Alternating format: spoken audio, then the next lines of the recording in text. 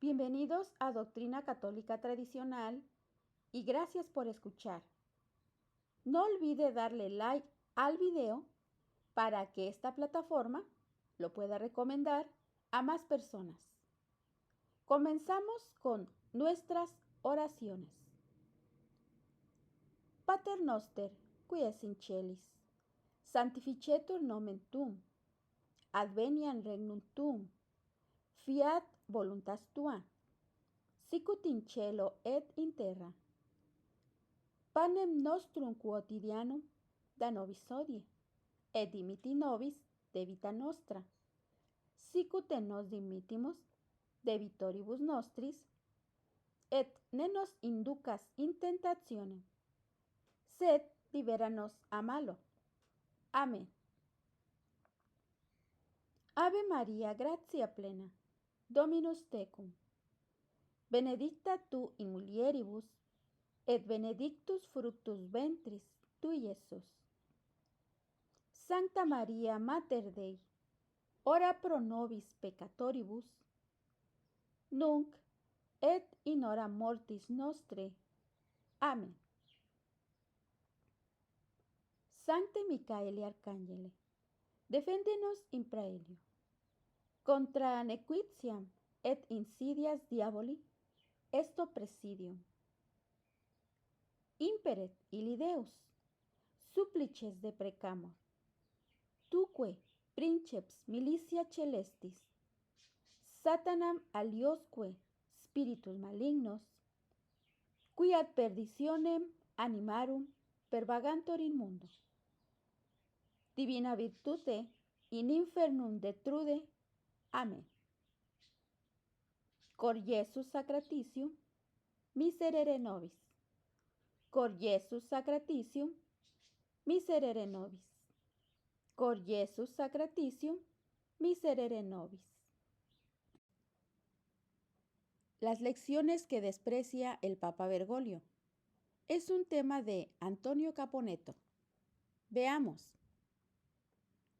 Una tras otra las dolientes lecciones que fue aprendiendo San Pedro la noche que lo negara a Cristo, que lo salvaron de la apostasía primero y lo condujeron después a la sapiencialidad del santo, a la lealtad del vicario y a la oblación martirial del testigo,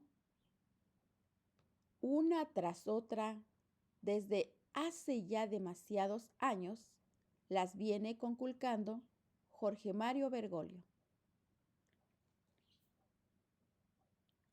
Su antropocentrismo declarado y manifestado lo lleva a estar próximo al hombre y a las multitudes, o al hombre en la multitud.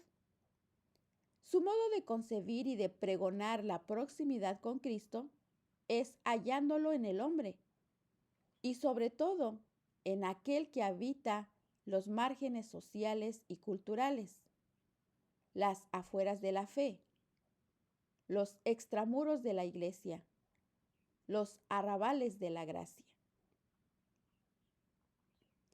Y no es que el Señor no nos haya enseñado y propuesto y practicado este camino, o que no sea lícito. Es que una cosa muy diferente es que todo sea primordialmente una cuestión de Dios, empezando por el hombre, aunque haya que encontrarlo en los suburbios o en las aglomeraciones despersonalizantes para rescatarlo. Y otra cosa contraria y distinta es que todo sea primero y centralmente cuestión del hombre, empezando por Dios. Pero hasta que Dios desaparece por relegación en ese festín desorbitado de la centralidad humana. La añadidura no se opone al reino, mas solo buscando primero al reino serviremos a la añadidura. El consejo recibido es mirar inicialmente los lirios del campo, y ocuparse seguidamente de los graneros, las bodegas, los hilados y los labrantíos. Los cabellos de nuestras cabezas son los que están contados, no las revoluciones sociales. El antropocentrismo exultante y desmedido que predica y practica Bergoglio, vivir la fe cristiana significa servir al hombre, a todo el hombre y a todos los hombres, a partir de las periferias de la historia. Fue lo que compartió en su carta a Eugenio Scalfari, el periodista, en el año 2013. Es uno de los motivos principales que le impiden conocer a Jesucristo. De tanto querer meter el Evangelio en la vida del hombre, se termina impidiendo que la vida del hombre ingrese en el Evangelio. El resultado es una cristología mediatizada y subalternizada por la antropología y la sociología. Recordemos en la homilía de Santa Marta del 15 de septiembre del año 2014, por poner un ejemplo, el Papa Francisco sostuvo que, y cito, Jesús vino al mundo para aprender a ser hombre y siendo hombre, caminar con los hombres. Vino al mundo para obedecer y obedeció. Y la obediencia la aprendió del sufrimiento. Otra vez el insufrible antropocentrismo. Otra vez la oscilación entre el desatino y el ultraje. Estimado oyente, Cristo no vino al mundo para aprender a ser hombre, sino para cumplir la voluntad del Padre. Y en todo caso, para que los hombres aprendieran a vivir a imitación de Cristo, para elevarnos a la divinidad, definió San Atanasio. El modelo no es el que tiene que aprender. Somos nosotros los que tenemos que aprender del modelo. ¿Estamos de acuerdo? Es enseñanza del magisterio de la Iglesia. Antes, durante y después del sufrimiento, el Señor practicó la obediencia. Y si en el gran suplicio obedeció hasta la extenuación, es porque ya desde antes había entendido y puesto en acto la virtud de la sujeción. Estamos recordando también lo que dice el catecismo. No hablamos con solvencia de teólogos. Hablamos como catecúmeno a quien se le enseñó que todos los milagros, los prodigios y las obras de Jesús son un canto de alabanza y de acatamiento al Padre. Nunca hubo disonancia o conflicto entre la voluntad del Hijo y la del Padre. Nunca hubo necesidad de que el primero aprendiera subordinación. Y los misterios de gloria y de gozo, no solo los de dolor, son la verificación irrecusable de que la tortura no era la escuela por la que Cristo debía pasar para ser dócil. El Señor, en suma, no debía pasar por ninguna escuela porque era y es el Maestro. Decir que Cristo y de Cristo, que vino a aprender a ser hombre, es desconocerlo brutalmente. Es temeridad, borricada o vituperio. Pero en ningún caso algo que se puede emitir desde la silla petrina. No, indudablemente. El Papa Bergoglio no lo conoce. Lo niega a Cristo al targiversarlo y desfigurarlo, al desnaturalizarlo y parodiarlo, al abajarlo hasta el límite mismo de la blasfemia. Y lo niega cada vez que prefiere comportarse como su caricaturizador antes que como su vicario.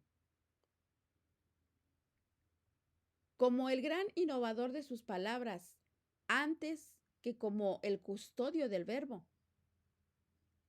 Antes como hacedor de pantomimas y de simulacros, que como su representante fiel y temperado.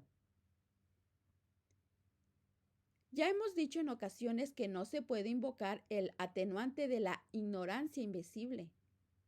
Entre comillas, si un hombre nacido entre las naciones bárbaras hace lo que puede, Dios mismo le mostrará lo que es necesario para la salvación, ya sea por inspiración o el envío de un maestro para él.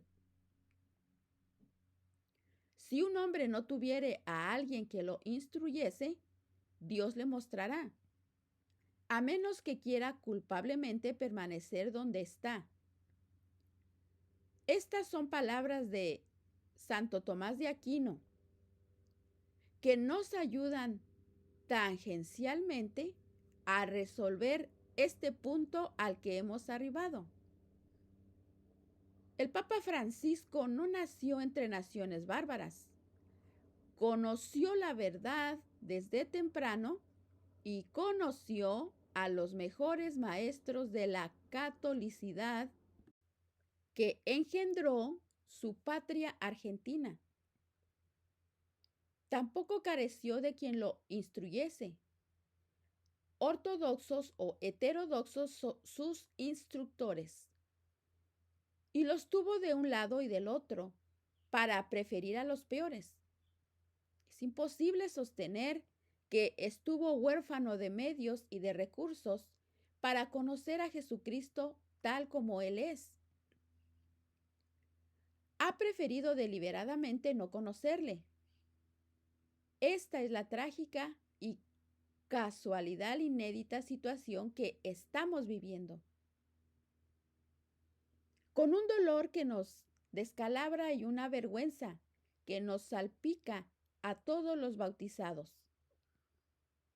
No le conoce y cada vez más, por sus conductas tan poco edificantes, le caben los versos de Quevedo. Y cito: a Dios negaste, luego cantó el gallo, y otro gallo te cantará a no negarlo. Pero que el gallo cante por ti, cobarde, Pedro, no te espante, que no es cosa muy nueva o peregrina ver el gallo cantar por la gallina. Este es un pequeño verso, repito, de Quevedo. Una vez más, retratado el mal sin eufemismos, preferimos refugiarnos en la esperanza. ¿Es que acaso cabe alguna?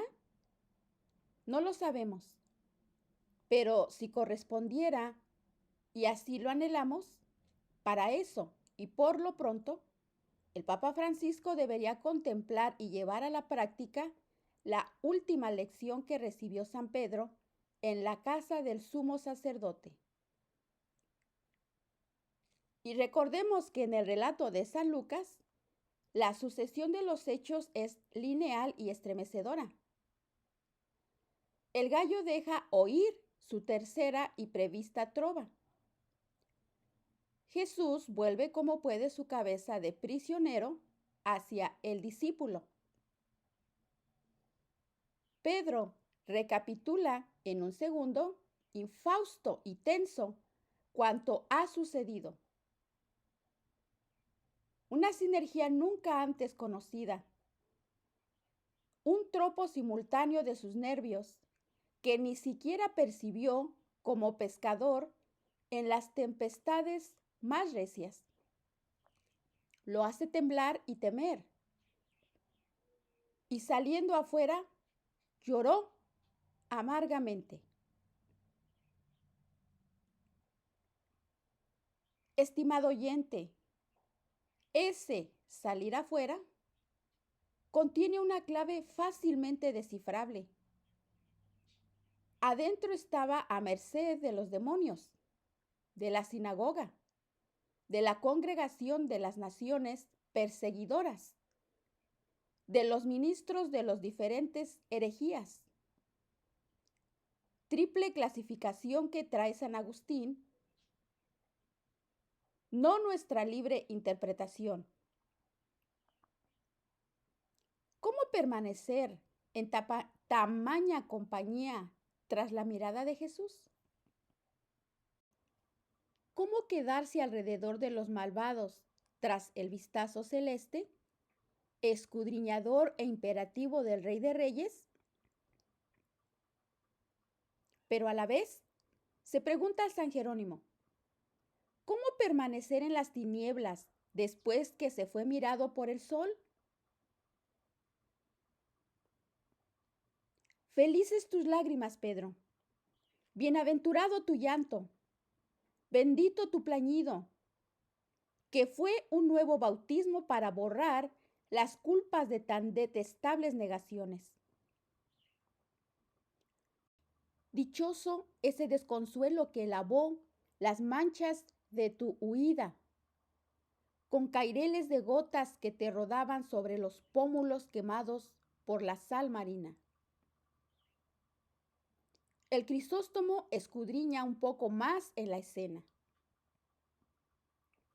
Si pudiera, le pediría a Fra Angélico que se la pintara para entenderla mejor, o buscaría un escabel para escuchar al coro Nereidas del maestro Javier Ulises Ullán, interpretando los madrigales castellanos sobre los quebrantos de Pedro.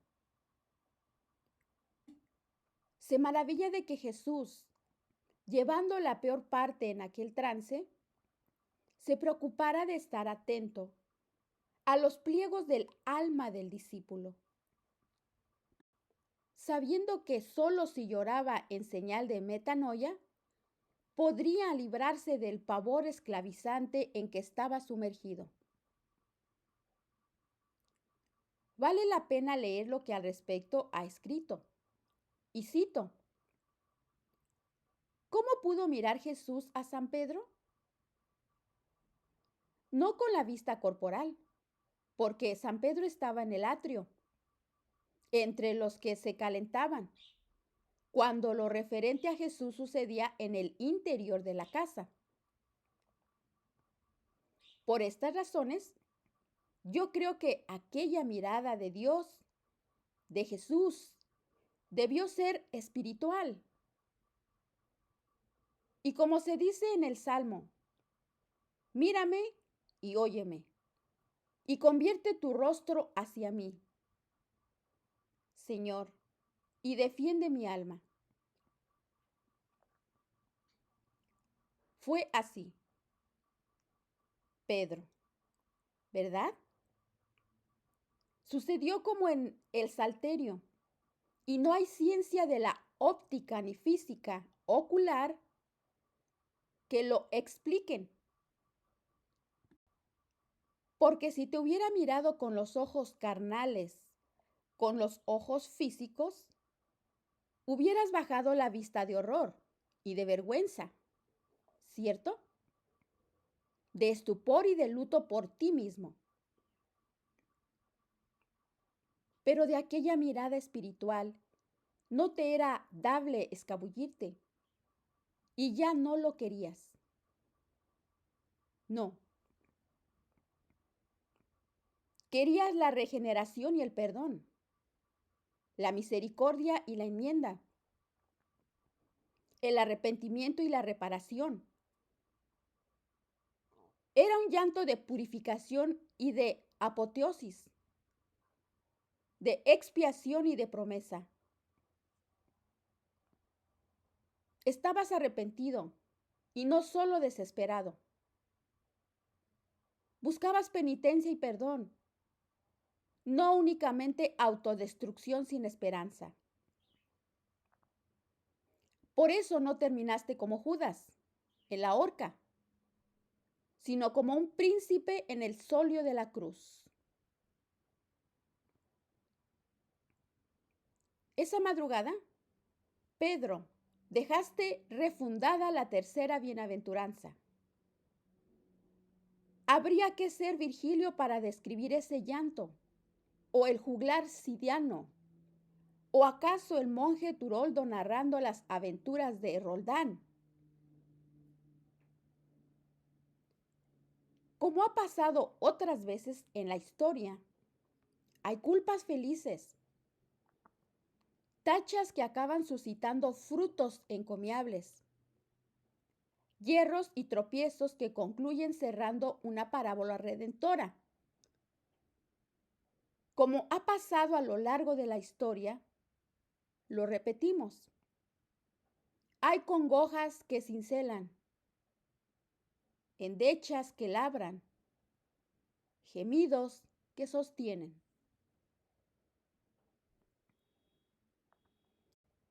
Es de Donoso Cortés aquella carta de 1849, dirigida a los redactores de El País y de El Heraldo. Para el caso de lo mismo, lo cierto y atendible es que el gran español, hablando de nuestro Señor Jesucristo, dice con admirable acierto lo siguiente: todos vieron las lágrimas de sus ojos. ¿Quién vio la risa en tus labios? Otros, dirá Chesterton en Ortodoxia lo siguiente, atreviéndose a conjeturar que esa risa se hará visible en su segunda venida. Ahora bien, si observamos el desempeño del Papa Francisco, constataremos que en esto está en las antípodas de Cristo. Todos vemos la risa en sus labios. Nadie lo ve llorar. Lo conocimos más bien propenso a la compunción, al carácter taciturno y atribulado, con cierta asedia en el rostro, usando el término en el sentido corriente. Más bien magro, agroico, calculando palabras, gestos, admoniciones y retos.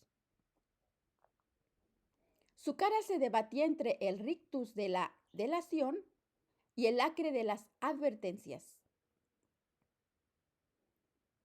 Ahora, en cambio, se lo ve expansivo, gárrulo, festivo, carialegre, obesamente satisfecho en el ejercicio de su poder, complacido de los favores que el mundo le prodiga, con un aire de prosperidad que condice con lo que él mismo cree, que la Iglesia está pasando por su mejor momento. Para muy pocas y estudiadas y tal vez sobreactuadas ocasiones, su semblante se vuelve cejijunto, agrio o inexpresivo. Lo que prevalece es la fiesta jocunda, y hasta los signos externos más grotescos de la misma que no trepida en usar. Desde la nariz de payaso hasta la corona de globos multicolores o las pelotas playeras y las camisetas futbolísticas que lo rodean por doquier. No se ha privado ni se priva de nada que denote jolgorio y jarana. Todos vemos la risa en sus labios. Nadie lo ve llorar. Ni por Nicaragua, ni por Cuba, ni por Venezuela, ni por su patria Argentina, etc. Y vaya, si sobran los motivos para llorar por las víctimas del marxismo y de las herejías. Nos tranquilizaría saber, y mucho, si cerrada cada jornada que transita compartiendo el atrio con los demonios, su clausurada cada noche con las sirvientas de Caifás, con los lacayos de Anás, los recaderos de Pilatos, los criados del Iscariote, las fámulas de la sinagoga y los esbirros de Lutero, este hombre se estremece de espanto por lo que está haciendo. Se sobresalta de horror ante las negaciones que protagoniza. Se consterna ante el espejo que le devuelve el semblante patético de quien transita hacia la apostasía. Y si en tan solitario trance, ya sin cámaras ni flashes, ni teléfono, ni aviones, ni parafernalia periodística omnipresente, se acuerda de San Pedro, a quien teóricamente sucede, y como él, sale afuera y llora amargamente. Tal como ya explicamos que lloró San Pedro, de bruces, convulsivo, penitente, suplicante. Estimado oyente católico, elevemos oraciones por el Papa, por la jerarquía. Es nuestro deber como bautizados.